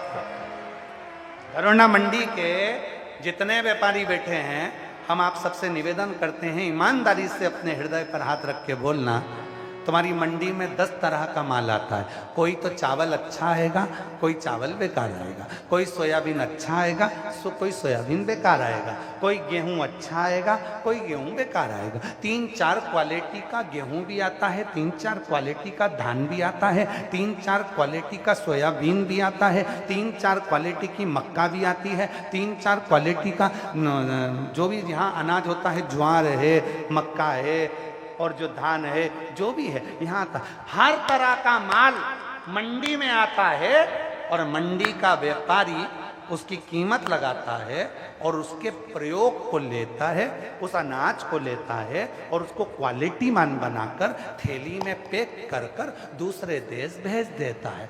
मंडी के व्यापारी में यह कला होती है कि बेकार को भी अच्छा बनाकर भेज दे। इसलिए शिव पुराण की कथा मंडी में हुई।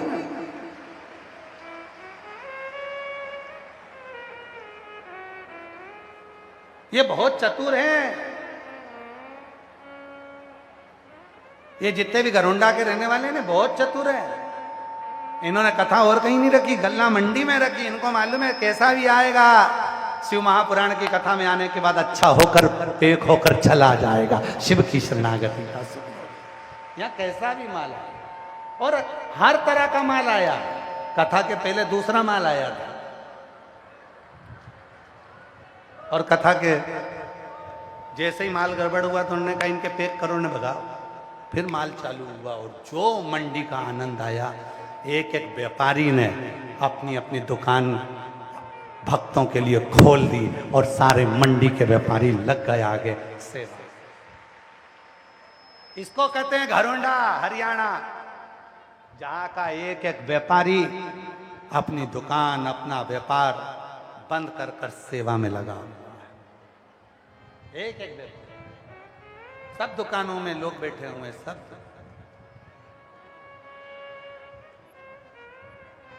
विश्वास पूर्ण रखो, और जब विश्वास पूर्ण होता है तब शिव की शरणागति प्राप्त।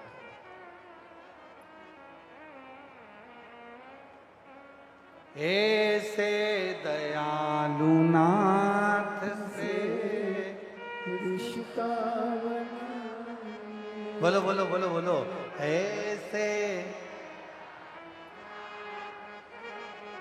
रिश्ता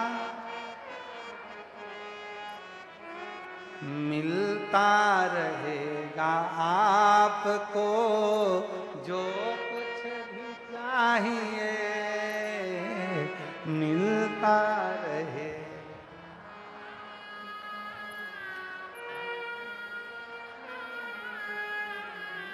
ऐसा करिश्मा होगा जो हुआ कभी नहीं, ऐसा करिश्मा होगा जो हुआ कभी नहीं। मांगा है भोलेनाथ से वरदान है, तेरी कृपा बनी रहे जब तक है जिंदगी, तेरी कृपा बनी रहे जब तक है जिंदगी। शिव के प्रति समर्पित एक पत्र है, अच्छा है, देखिए।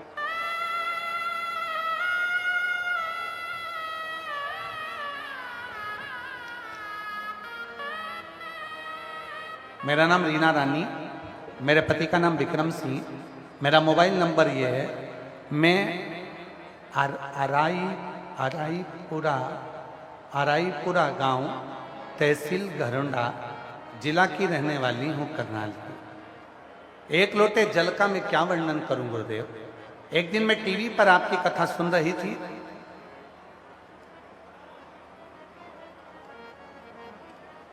आपने नौकरी के लिए कुछ उपाय बताया था। तब मेरा बड़ा बेटा बोला, क्या मम्मी मेरी भी आर्मी में क्लर्क के पद पर क्या नौकरी लग सकती है?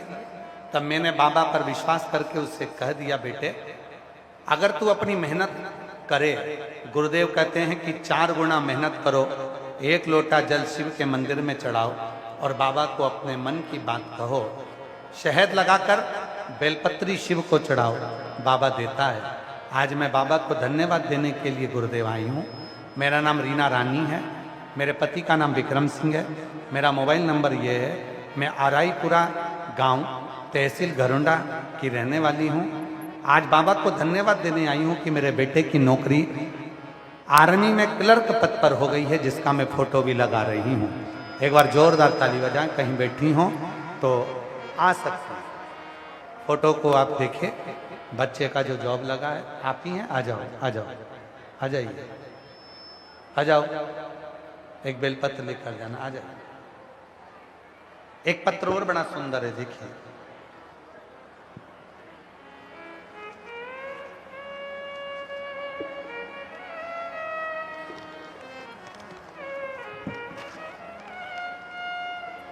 मैं रीना देवी विनोद शर्मा, नीलो खेड़ी, जिला करनाल, हरियाणा की रहने वाली हूँ। कहीं बैठी हो तो हाथ हिला सकती हैं। रीना देवी विनोद शर्मा, कहीं बैठी हो, नीलो खेड़ी जिला करनाल, आ जाओ बेटा, आ जाइए। रहने वाली हूँ। मेरा मोबाइल नंबर ये है गुरुदेव। भोले बाबा का जितना गुणगान करूँ उतना कम है। मेरे भोले बाबा ने मुझे बहुत कुछ दिया है गुरुदेव। हम आपकी कथा 2022 से सुन रहे हैं। मुझे एक गठान हो गई थी, रसोली हो गई थी, हाथ पांव में सूजन आना चालू हो गई थी। मुझे बच्चेदानी में गठान बता दी थी गुरुदेव। इलाज भी करवाया तो भी वो गठान कम नहीं हुआ। तब किसी ने बताया कि आप आस्कनी माता के नाम से एक उपाय आपने बताया था रसोली के लिए, गठान के लिए। वो मैंने करा। शिवजी पे जल चढ़ाकर नंदी के पास बैठकर उसको पीना प्रारंभ करा। आज मैं बाबा को धन्यवाद देने के लिए आई हूँ। दूसरी बार जब जांच कराने के लिए गठान की गई तो डॉक्टर ने कह दिया तुम्हारी गठान समाप्त हो गई है। आज मैं बाबा को कथा के पंडाल में धन्यवाद देने के लिए आई हूँ। बाबा की कृपा से मेरी बच्चेदानी की गठान समाप्त हो गई। मैं शिवजी को यहाँ नमन करने के लिए आई हूँ।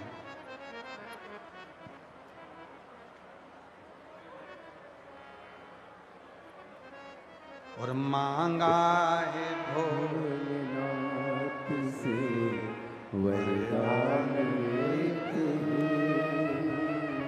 मांगा है भोलेनाथ से वरदान। सब गाइए, सब गाइए। तेरी कृपा बनी रहे जब तक है जिंदगी, तेरी कृपा बनी रहे जब तक है जिंदगी। मांगा है भोलेनाथ से वरदान। शिव कथा कर शेष नाग ने मलमास को समझाया, ए मलमास तू चिंता मत कर। मेरे भाई वासुकी नाग के साथ भी यही हुआ। ये दुनिया की रीति है। काम निकल जाने के बाद लोग किसी को पूछते नहीं। इसीलिए शिव महापुराण की कथा कहती है अपनी चमक को स्वयं बनाकर रखिए, अपने आप को स्वयं प्रबल बनाकर रखिए। कभी मत सोचना कि आप कमजोर हो, कभी मत सोचना कि आप अकेले हो। हमेशा अपने भीतर ये बनाकर रखना कि मेरे साथ मेरा बाबा, मेरा देव अधिदेव महादेव है। मेरे दुखड़ों को हरने के लिए, मेरे संकट को हरने के लिए, मेरी तकलीफ को हरने वो है।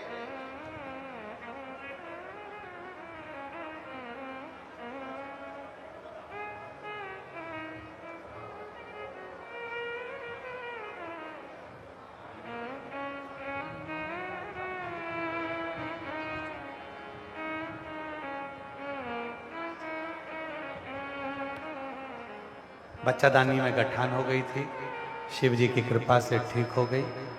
बेटी का जॉब लग गया। एक बार जोरदार ताली बजाकर साधुवाद दीजिएगा। किस्मत वालों को मिलता है भोले तेरा दरबार। किस्मत वालों को मिलता है भोला तेरा दरबार। शिव कथा कर रही है, शिव महापुराण की कथा कर रही है। मलमास बड़ा दुखी हो गया। शेषनाग से कहा कि अब मैं करूं तो करूं क्या, क्या करूं। शेषनाग ने कहा कि मेरे भाई वासुकी नाग के पास जाओ। मेरे भाई वासुकी नाग को भी सबने प्रयोग कर कर पटक दिया। अमृत मिल गया देवताओं को, पटक दिया। तुम मेरे भाई वासुकी नाग के पास। और मलमास, जिस पुरुषोत्तम मास में आप कथा सुन रहे हो, ये मलमास वासुकी नाग के पास चला गया।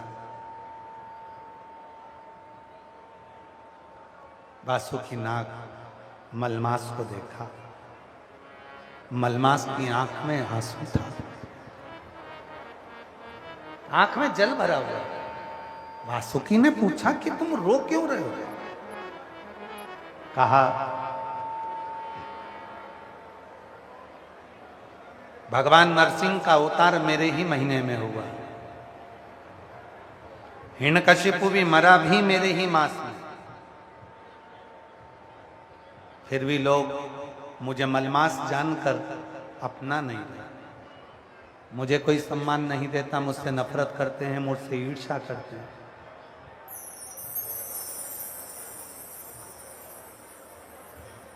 मुझसे ईर्ष्या करते हैं, मुझसे नफरत करते हैं। मैं करूं तो करूं क्या? कहां जाऊं मैं? किस्मत वालों को बेटे का जॉब आर्मी में क्लर्क के पद पर हुआ। एक बार जोरदार ताली बजाकर साधुवाद करिए। मिलता है भोले तेरा दरबार, किस्मत वालों को एक बार जोरदार ताली बजाएं माता के लिए। मिलता है भोले तेरा दरबार, सच्ची सरकार तुम्हारी साचा दरबार, किस्मत वालों को मिलता है भोले तेरा दरबार। मलमास की आंख में आंसू भरा हुआ। वासुकी नाग ने कहा क्यों रोते? दुनिया की आदत है तुम्हें रुलाने की, और शिव की आदत है तुम्हें मुस्कुराने की। ये दुनिया की आदत।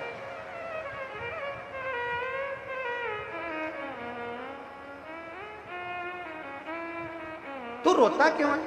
मलमास कहने लगा मुझे सम्मान नहीं मिलता, लोग मुझसे नफरत करते हैं, ईर्ष्या करते हैं, बड़ा दुख है मेरे मन में, मेरा कोई सम्मान नहीं है, लोग मेरा अपमान करते हैं, मुझे पूछते नहीं है, मेरा आदर नहीं करते, ईर्ष्या करते हैं, मुझे कोई साथ नहीं रखता, मुझसे नफरत करता। वासुकी नाग ने कहा यह तो दुनिया की रीति है। इतनी सी बात के लिए अपने मन को उदास कर लिया।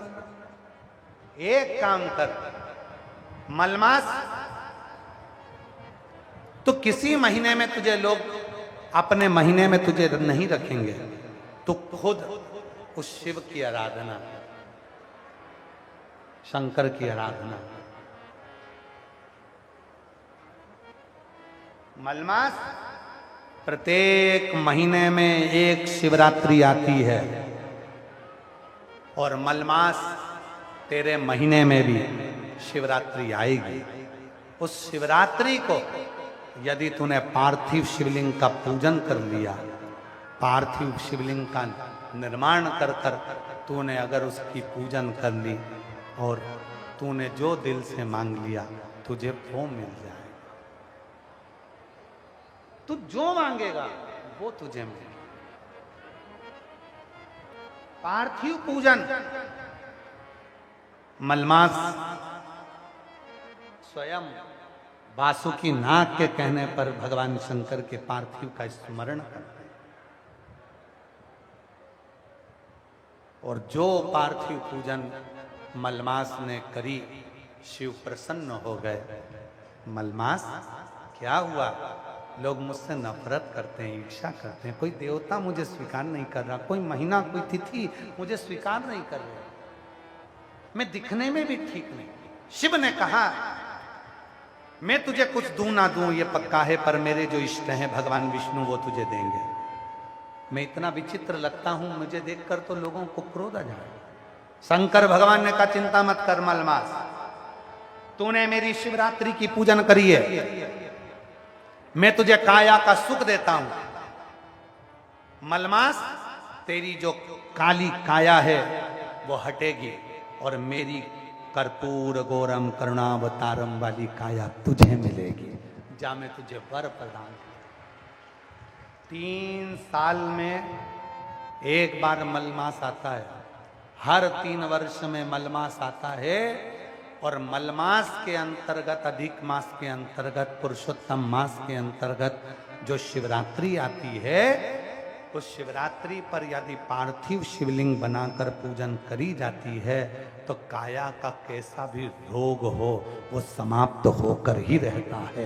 ये पार्थिव पूजन है। इसलिए जैसे सावन महीने में पार्थिव पूजन करते हैं अपन सब ऑनलाइन, करते हो आप लोग, वैसे ही अधिक मास की शिवरात्रि पर शायद 13 जून को आना चाहिए शिवरात्रि, और भी हम कल देखकर आपको बता देंगे।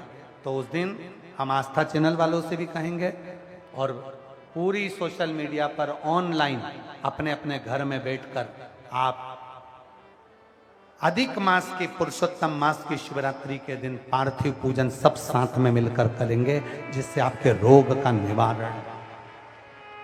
सर्वे भवन्तु, सबके दुख समाप्त, सबकी तकलीफ समाप्त, सबके कष्ट समाप्त, सबकी बीमारी समाप्त। अपने अपने घर में छोटा थोड़ा सा मिट्टी का शिवलिंग बनाना, पार्थिव पूजन करना, और कुछ सामग्री हैं जो हम कल की कथा में आपको बताएंगे कि पार्थिव पूजन में जो अधिक मास में जो पार्थिव पूजन करेंगे, अधिक मास में जो शिवलिंग का निर्माण कर कर भगवान शंकर की पूजन कर कर जो विसर्जन करेंगे शिवरात्रि के दिन, अपने अपने घरों में रहकर, अपने अपने घर में बैठकर, जो 13 जून को हम देखें तिथि, 13 जून को जो शिवरात्रि पड़ेगी, मलमास की, अधिक मास की, पुरुषोत्तम मास की, उस पे घर में रहकर पार्थिव पूजन करें और उस पूजन का फल प्राप्त करें। कैसा भी रोग हो, कैसी भी तकलीफ हो, वो समाप्त होती। 3 साल में एक बार जो ये मलमास आता है, इसकी जो शिवरात्रि है वो हमें सुख प्रदान करती है। कल आप लोग पेन और कॉपी लेकर आना, कल हम वर्णन करेंगे 5 चीजें ऐसी हैं जो मलमास की शिवरात्रि पर समर्पित करी जाए पार्थिव पूजन में, तो घर से रोग, बीमारी, तकलीफ, कष्ट दूर होता है, बच्चों में विद्वत्ता आती है।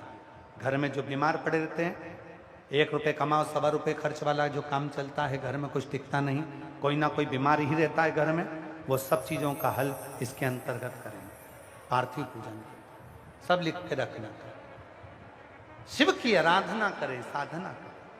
मलमास ने जैसे ही साधना करी, भगवान शंकर ने अपनी मलमास की जो काली काया थी उसको समाप्त कर कर मेरे श्री शिवाय नमस्तुभ्यम। आज पूज्य पंडित प्रदीप मिश्रा जी के मुख से काफ़ी उपाय सुने हमने, और कल की कथा में कई प्रकार के उपाय बताएंगे।